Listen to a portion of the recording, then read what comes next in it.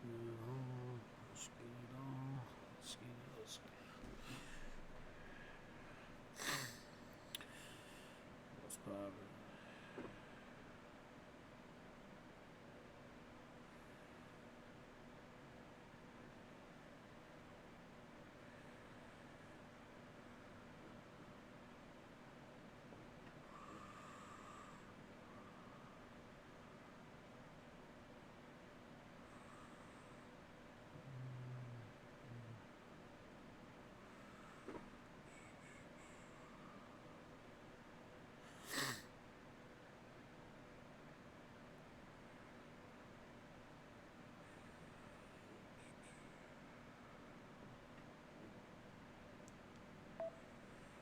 Oops.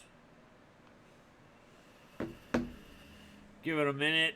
I know it's kind of an odd time for me to be on, typically 5 or 6 o'clock Central Standard Time, but I had to get this in early as I will be heading out to the Timberwolves game tonight with my son to see D'Angelo Russell's debut at home. Pretty pumped, pretty excited, ready to roll, ready to go. So, anyway, I'm just going to jive in here.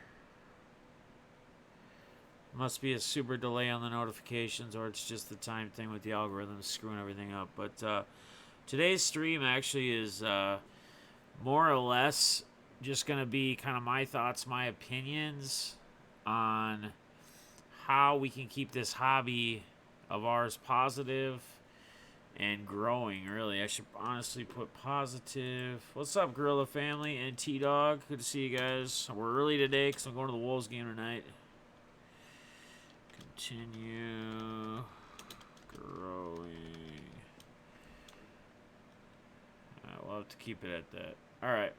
Hope you guys are doing well. Again, getting this in early because I'll have to be leaving here no later than 5 to head out to the Target Center to watch the Wolves play the Charlotte Hornets. The Wolves' final game before the All-Star break and D'Angelo Russell's debut at home. So pretty excited. Going with my son tonight. So looking forward to that. So today's stream, I kind of wanted to take a different direction within the hobby, within the growth of it, within the how we can keep it positive. You know, I've made it very clear that my 2 goals this year were 1, positivity, and 2, consistency. Not getting in the middle of anything, not pulling any kind of negative energy towards my streams or in my streams. None of that. And the first thing I want to do is I want to apologize, and I want to say that I'm actually ashamed of myself from the time during the National last year when all that stuff went down, and I made that video that I actually ended up deleting.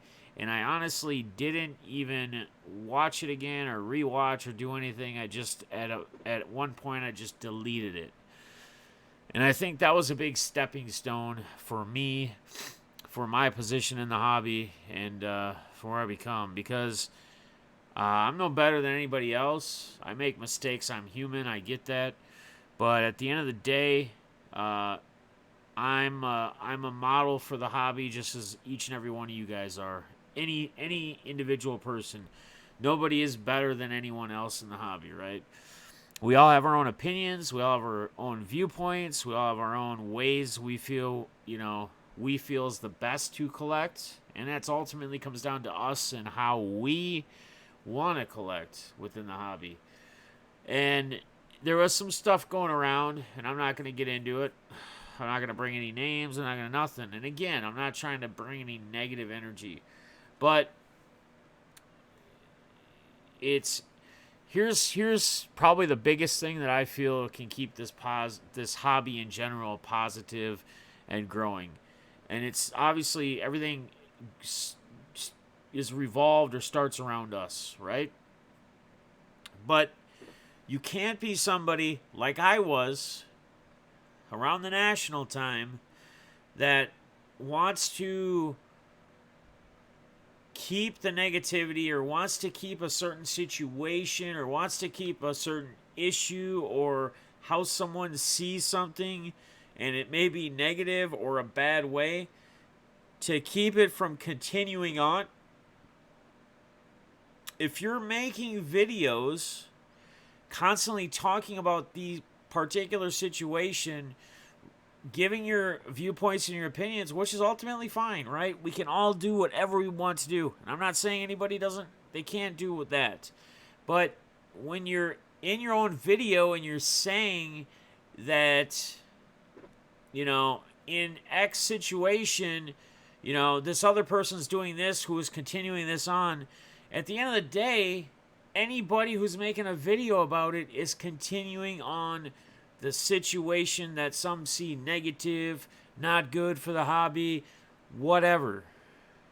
So I think the biggest thing, and the thing that I learned from after I did that video around the time of the National, the biggest thing I learned is that no matter how upset I am, no matter how I feel, no matter if I feel like somebody was out to get me or whatever the case may be, thinking through it and giving myself time before I start to attack or before I start to hit live and talk about a certain thing and start bashing people or bashing individuals or doing this or doing that, right? Because then all that really does at the end of the day is it just starts to create a divide, a separation.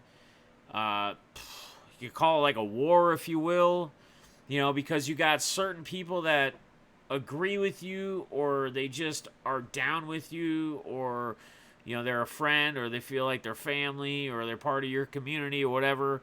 They're ultimately always going to, in most cases, side with you, regardless if you're right or wrong, right? It's kind of the brotherly love thing, the we're family thing, we got our backs through anything type thing, if you will. But again, guys, I can't stress this enough.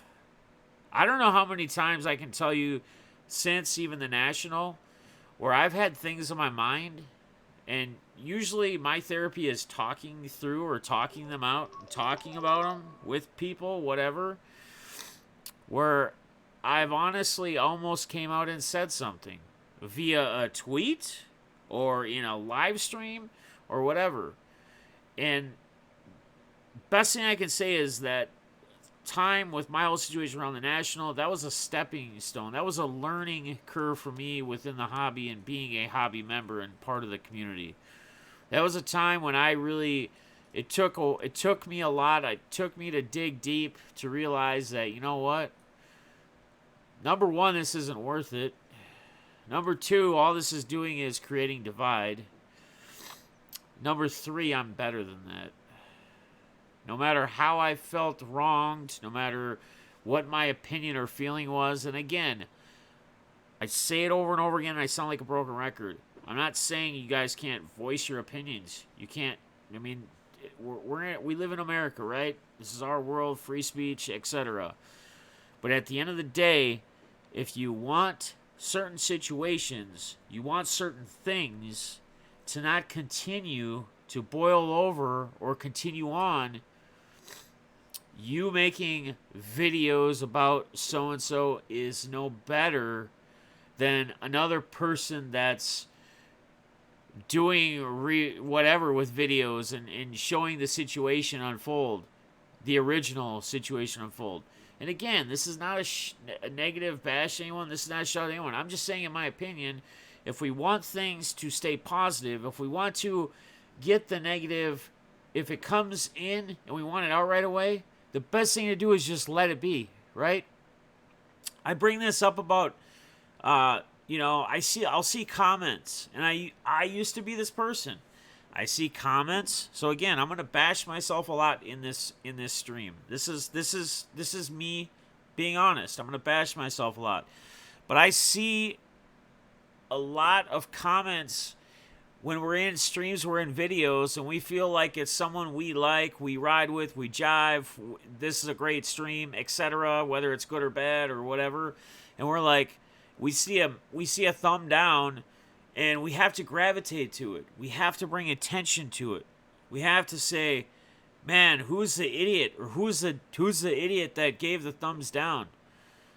Why would anybody ever give a thumbs down? And my thought process, or my thing to say to that is, why are we even bringing it up? At the end of the day, what is that thumb down really doing to anything? Yeah, it sucks that some people choose to watch something that apparently they don't enjoy, and they just do it to just either troll or just because that's just how they want to be. But why do we bring attention to it? Why do we even say anything? Just let it be. You see 3-4 thumbs down in a video you're doing or you're involved in, don't even bring it up. Talk about the good stuff. You know, if you want to talk thumbs up, thumbs down, you know, like I see more of in most streams anyway, so I'm not saying this is typically how it is. It's more people pointing at that. But go to the positives. Say, hey, we're only at 11 thumbs up. Let's get some more thumbs up going. But let's not even bring any attention to the negative side of it, right? And who cares? A thumbs down is just somebody's opinion or a troll. Opinion or a troll. They may just not like it. But again, then just give it.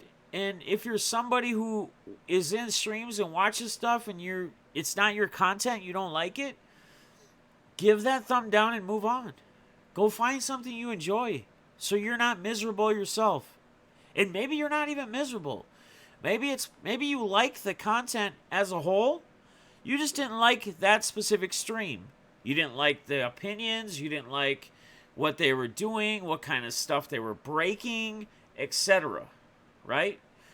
So focus on the plus side and let go of the negative side. There's no room for it. There's no need for it, to be honest with you. Another thing is what we all do with our cards. And this can be how we collect, how we store them, how we trade, sell them, get rid of them. Let us all individually collect however we want to collect. Do with however we want to do, right? Now, if we're throwing away cards, etc., whatever, you know, could we donate them to kids? Could we give them away, put packs together, maybe give them away at a church, a school, what have you, a sporting event, make team bags? Sure we can. Absolutely we can. But if somebody doesn't want to do that, they don't have to do that. That's their choice. So again, why would it matter? Why does it care? Or why do we care who we collect or who you collect, what type of cards you collect? You know, you see somebody just buying a bunch of vintage, just collecting vintage, doesn't collect modern, and you're not into vintage. You don't have to appreciate it. You don't have to enjoy it, but just let it be. You don't have to put some comment in whoever's stream and be like, vintage sucks, man. Why would anybody even want to collect vintage? And if somebody does do that, here's what I'm getting at. If somebody does say something like that in that sense of any type of stream discussion of anybody's, don't bring attention to it. Now again, I'm going to bash myself. I'm continuing to learn and be a better person myself for this hobby. In the past, I would draw attention to that. So some may say, well, Defness, dude, I've seen you do that in the past a while back.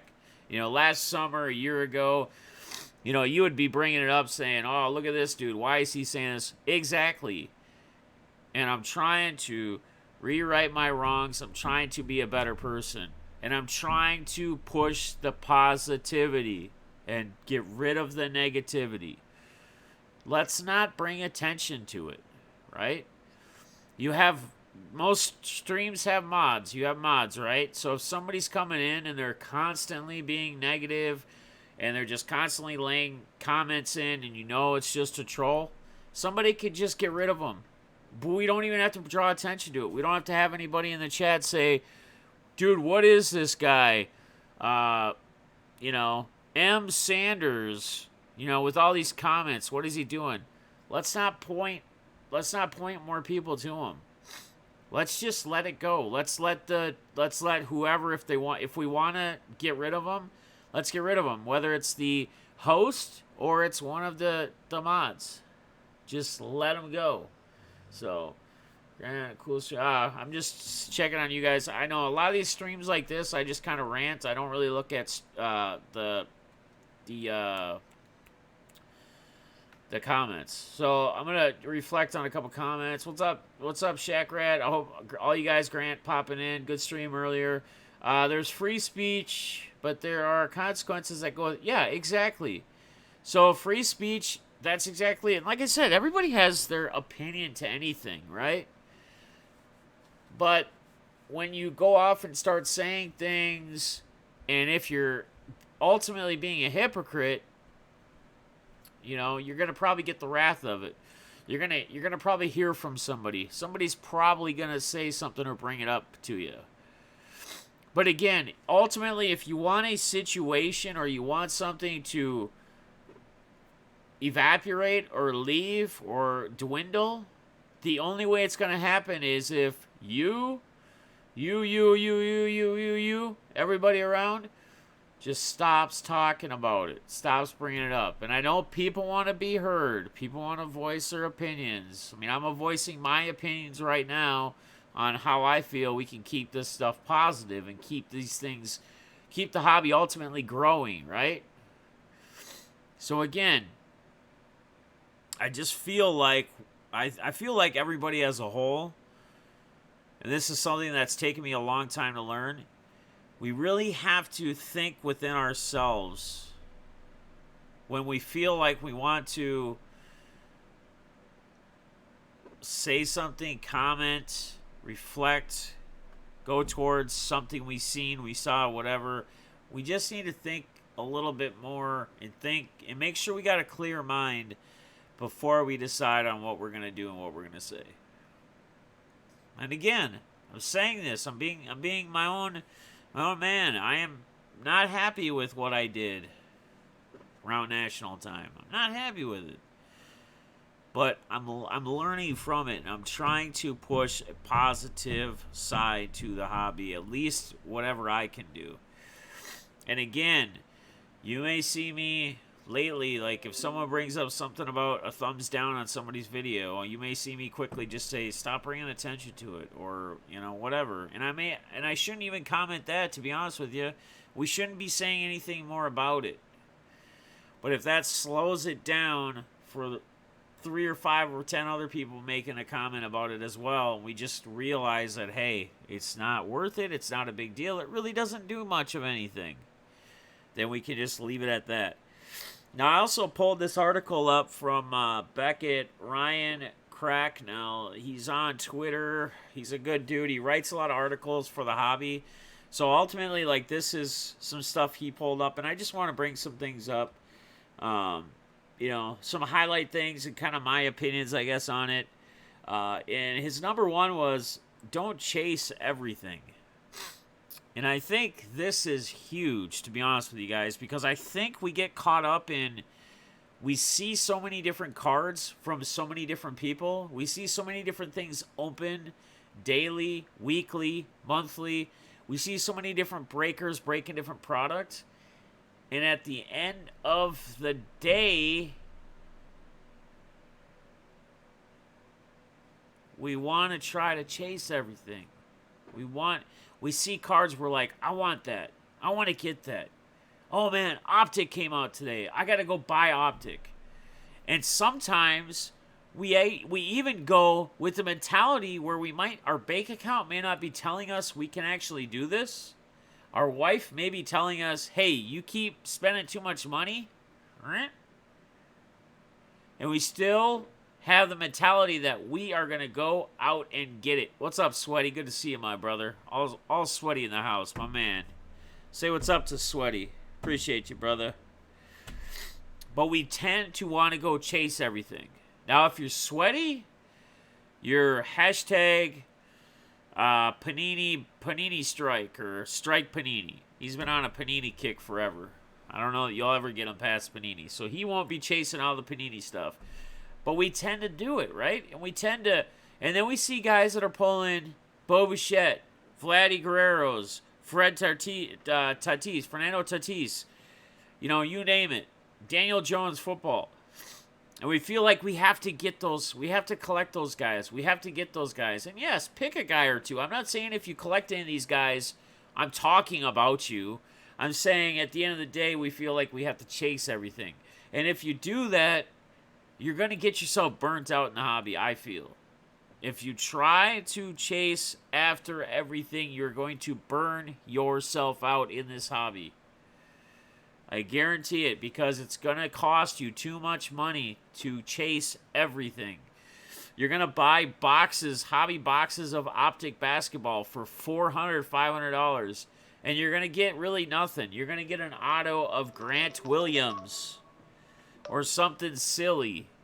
And you're going to be like, I just spent $500 on a box and I got an auto of Grant Williams. Now you're going to get some nice colors, some inserts, but you're going to feel like you didn't get your money's worth. And then there might be those days where you can buy a box of Optic and you hit a /25 Zion Williamson card that's worth $5,000, and it's a great day. And that balances out if you sell it. That balances out things. And that's another thing. I don't know if you put it in here. I'm going to tie this in with chasing everything. If you want to be after chasing things, if you want to be able to buy a lot of different things, to keep yourself happy and to keep your bank account decent, make sure you are selling stuff you don't collect. Whether it's via Twitter, eBay, auctions on YouTube, whatever. Use all the resources you can to sell cards. Things you don't PC, sell. I don't collect Vlad Guerrero. I got this tribute to 150 auto, so I put it on Twitter looking to sell it. And unless you're really hard up on money, check what eBay comps are on cards. If you're going to post them on like Twitter and things like that, try to be reasonable. So I think I put this for $95 shipped on Twitter. I think if you look at comps, the lowest would be like 100 plus shipping, and I think they're around 120 to 130 to 150 bucks. Try to be reasonable with your pricing. Try to move things. It's just like a warehouse. A warehouse that sells a lot of product. What's up, Austin? Appreciate it. Keep it 100 sticker, man. Thank you, bud. It's like a warehouse, right? Every time that warehouse has racks, the scaffolding or whatever of pallets of product, as they sit there, the longer they sit there, that's costing that company money, right? It's product that's not being sold, being used. It's sitting in a spot. It's allocating space. Look at the cards the same way within your collection at your house that you don't collect. Be quick to flip them. Be quick to move them if you can. If there's a bigger card you have, don't just settle for anything. Don't take your first offer if it's not anywhere near what you were expecting to get for the card. Give it a couple days. See what other people may offer you, and I'm gonna give you a perfect example. This is a good story. So my buddy Cal over at the ballpark, the card shop I go to sometimes, the one that's packed with all the old vintage stuff, he had a Packers Super Bowl, I think 2 tickets from one of the first Super Bowls they were in. Like nice condition tickets. He had them up on eBay. I think he had an auction or something. Somebody had reached out to him and said, "Hey, would you sell these for $500, or would you sell them to me for $500?" And he honestly didn't really know what value would be on them. I don't think there was any other comps for them. He had no clue. So he said, "You know what? I'm going to put them into an auction. I'm just going to see what happens. I'm going to see what I get for them." I showed up at the shop the last day that he had the auction going. It was like the last half hour. He sold those tickets for almost $1,600. He could have taken $500 then and there. And I get it if you're hard up on money and you need to get something paid or you need to survive. Maybe that 500 and not waiting a couple extra days is worth it.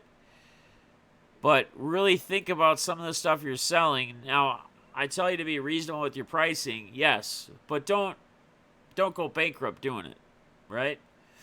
But in the end, if you have all these cards sitting around, just look at it like a business. They're taking up space. They're costing you money. The things you don't collect, players you don't care about, flip them, move them, sell them for what you can. YouTube auctions are a great way to do it. Last night, I pretty much dedicated my time in my auction to help out a member. We went 2 hours, 2.5 hours. He made $400 in like 2 hours. Selling stuff he doesn't collect, doesn't PC. That's great money. That's great return. If he wants to put that $400, hell, that's a hobby box of Optic basketball if that's what he wanted to take a shot at. Or whatever he wants to get. But you can do it. You can make it happen. And yes, sometimes you got to sell cards for way less in an auction. That's sometimes how it works. But at the end of the day, you don't PC them anyway. Unless you went and bought that individual card for X amount of dollars and you don't want to lose your butt, sometimes take a hit. Just get rid of them. They're costing you more money just sitting around at the end of the day. Especially if they're players that are like either retired or they're just semi-stars. They're never going to be superstars. They're never going to gain popularity like a LeBron or a Zion Williamson or whoever. Chances are their value's not going to fluctuate or change that much. Oh, what? It might go up a couple bucks? Big whoopity-doo. Take a little bit of a hit. Yes, some cards are very expensive. Yes, as we continue to move forward in this hobby era, they can be very expensive. We're seeing it right now. Optic basketball, Prism basketball, anything out there is extremely expensive. It's not cheap. I get it. So you have to figure out what you want to do, what you want to collect. My ultimate opinion on higher end cards, either get into breaks where you can get them get in reasonable spots, take a shot or a gamble at that, or buy the certain cards you PC if you can afford them in that. Don't go trying to buy boxes of high-end National Treasures and stuff like that, because that could be the biggest disappointment of your life, especially if you're short on money, right? You want to enjoy ripping packs, but you want to do it at a decent cost. You don't want it to cost you an arm and a leg. So I bought a tin of the Cup once, $3.50. I pulled a Dual 101 Mario Lemieux and Sidney Crosby Gold Ink. Sold it really good amount for every box I ever got screwed on. Yeah, exactly. And that's another thing too, guys. T-Dog makes a very good point there. And if you guys, other people are commenting and I'm missing it, I'm sorry. I'll try to get back on some stuff. But listen to this. So listen to what T-Dog just put in the chat, what he just commented, right? Think about this. Think about, I don't know how many of you guys play cards, right? I'm a big gambler. I play daily fantasy every single day. NBA, every single day I'm making lineups. I play about 40 to 50 bucks a day. I don't play 150. I don't pay $1,000. But I'm playing 40 to 50 a day, right? I got a cash lineup. I put into a bunch of different cash games, and then I got a couple different GPP lineups. And they're all similar. I rotate a couple players that I'm really high on. And I take a shot. I take a gamble. There are days that I don't hit. There are days that you open product and you don't get anything. You get crap. You feel like, man, this sucks. My luck has just went down the drain. But then you have those days where what's up, Jack Frost? Good to see you, brother. There's those days where you get that box and you pull that one-of-one auto gold, Mario Lemieux, Sidney Crosby, and it all comes back together. Now you feel maybe more balanced, a little more equal, a little better about yourself. You have to weather storms when you're buying product, especially when you're buying boxes. You're going to go through a spell. I don't know of anybody that's just honestly every product they've ever bought, they've just hit and felt like they've gotten over with. Most people will tell you stories where maybe there've been a long streak. And maybe there was a point where they were going to give up buying. And then they gave it a month or 6 months or a year. And then they went back and started buying boxes again. And then maybe now they started getting some luck. Another thing we talked about before is get in breaks. If you're looking to get into products, I know we like to open them ourselves, but get into breaks. Try to get some of those teams that are hot at a good price. Now, if you really want to gamble, you get into breaks, try to get into random teams because you're going to pay a lot less than you are going to pay. Now, you're not guaranteed like the Pelicans if you go random, right? And you're paying a little bit different. But at the same time, you could hit the Pelicans and pay half or a third of the price probably you'd pay if you had to buy them and pick your team. So think about that as well, right? You're probably not going to retire off of that stash of 80s cards. That's probably a perfect comment Ryan has here in Beckett. Again, yeah, 91 Pro set, right? What is a value of a set of that? Probably $10. Is that the one that has 91 has what, Emmitt Smith in it in the Series 2 or whatever? So, yeah, again, we're probably not gonna get rich. And here's another thing, guys. Unless you're like a whale or a shark in the hobby game and you're getting into National Treasure, flawless breaks, constantly spending thousands of dollars a day, don't ever have the mentality or think that you're going to get rich doing it. Hell, don't think you're going to make money doing it. Because at the end of the day, you're probably not if you put everything down and write everything you've ever bought and what you sold and whatever. But again, selling stuff gives you that balance. It makes the hit feel a little less. It's a little more at ease. It doesn't feel as bad. It doesn't feel as much of a punch in the gut, some would say.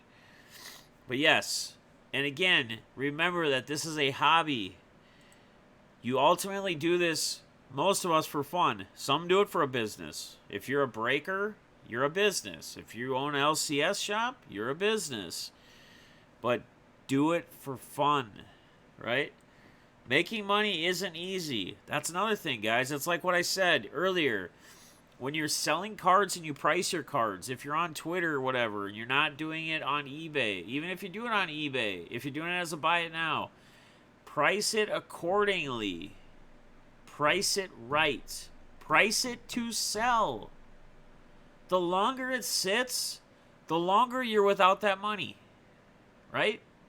Unless it's a one-on-one Zion, auto, whatever, and we don't really have a clear-cut value on it, and you ultimately want to get the best price possible, who cares if you sell it for $5 less if it's a $50 card? That $5 you're sitting on, waiting on forever, who cares? To me, my mentality always has been, and this is my hustle, this is how I do things, is time is money. Don't waste a bunch of time trying to gain an extra $5 on a card. Price it right, sell it. Get rid of it. Like I said earlier. And it isn't going to be easy. Especially not going to be easy if you're pricing your cards inappropriately. You're pricing them wrong. And again, everybody has a different value on their stuff. Especially PC cards. We feel maybe our PC cards are valued a little more than what maybe their last sold average is on eBay, right? Or what Beckett tells us the price is. But sell it to get rid of it. Sell it to get out to get it out of here. Be honest with yourself about wins and losses. Yeah, man, Gorilla Family, that's a great comment, man. Be honest about your wins and losses. And honestly, guys, we're probably going to have more losses than we are wins. But again, if we continue to look at it in that mindset, this isn't a hobby. This is a business then. A hobby. You are paying money for entertainment. You are paying money to have fun. Right? Look at it that way. Don't look at it as, I just blew $100 or $150 on this box. I didn't get squat. I probably got $30 worth of cards. What about the time, the excitement, the opportunity that you could have had, that you could have pulled out of those packs of cards? You pay how much money to go see a movie? Once you've seen it, what do you get? Besides the satisfaction, the entertainment, maybe you gain something out of it. Maybe it's a movie that teaches you something, which would be priceless. But that's how you have to look at it. You have to look at it as entertainment, as fun, as your getaway. That's worth more than any value on any card. Take your time. Here's a big one, guys. Don't rush into things. Don't feel like you have to go out and buy this or that right now. Now, if it's retail you're chasing and it's optic basketball, the time is now. You got to get out there. You got to do it. But if there's certain cards you're looking at,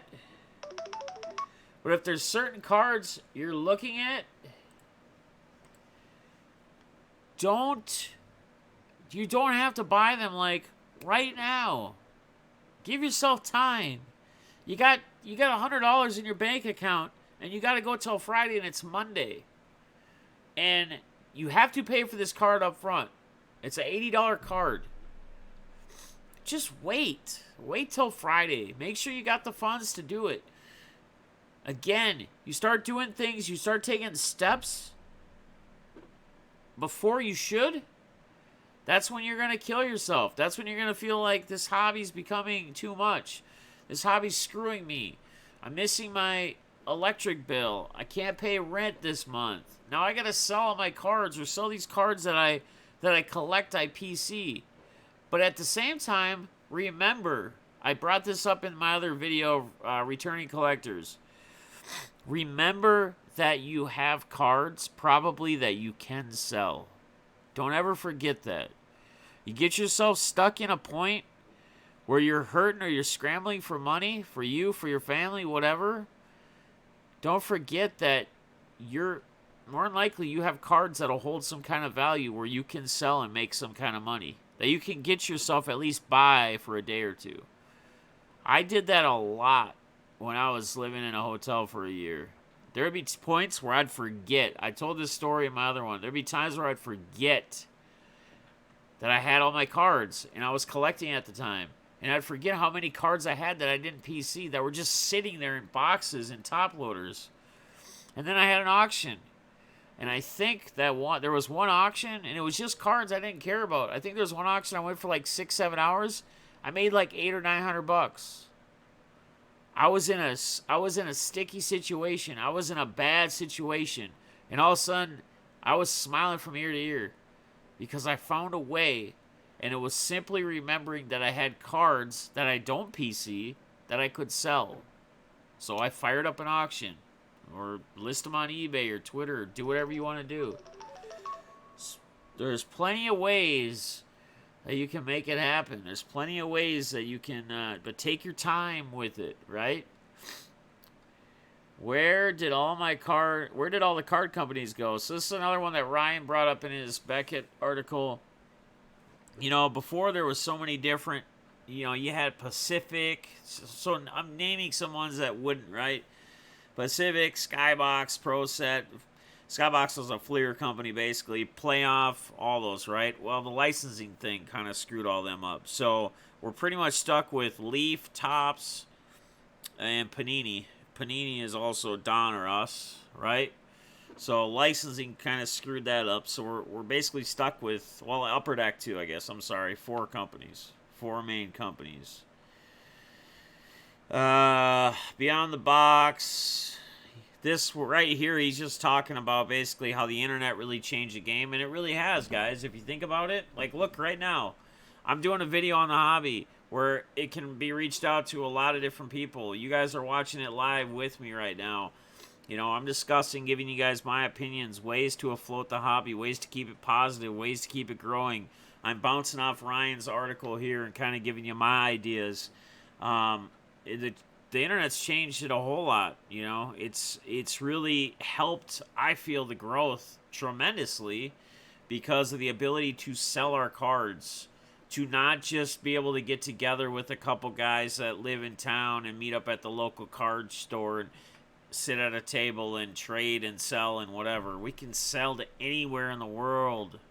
We could ship a card to Hong Kong, whatever, if somebody buys it, right? So big, and we can buy boxes now on eBay. We can get product where we might not be able to get around here. See the ability of being beyond the box. Some things never change. Yeah, so then he talks about card shows as well. And here's one thing I'd like to talk about as well to kind of close this part of it up. If you guys haven't ever been to a card show, if you've never experienced it, whether it's the national or just a monthly card show, maybe you guys don't have them. But if you're ever traveling and you're in another state, if they don't have them, where there is a card show, make sure you attend one. Make sure you get that opportunity to be a part of one, to actually see what it's like. It's an area where you got a ton of people that are doing the same thing you do. Maybe not the exact same way, but they're all collecting. They all have a love for sports, the hobby, etc. You got a lot of dealers and a lot of individuals even that buy tables that sell cards, boxes of products, collect, holders, top loaders, you name it. Sometimes you can get great deals. Sometimes you can talk deals with the guys. Sometimes not so much. But between card shows and the national is one thing I would advise each and every one of you guys to attend at one point if you haven't already, because it's a game changer.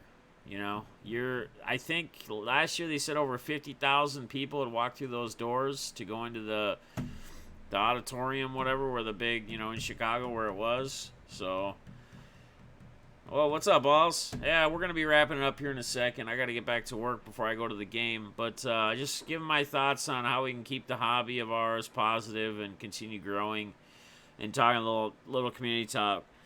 But, again, guys, the biggest thing I wanted to take out of this whole thing was,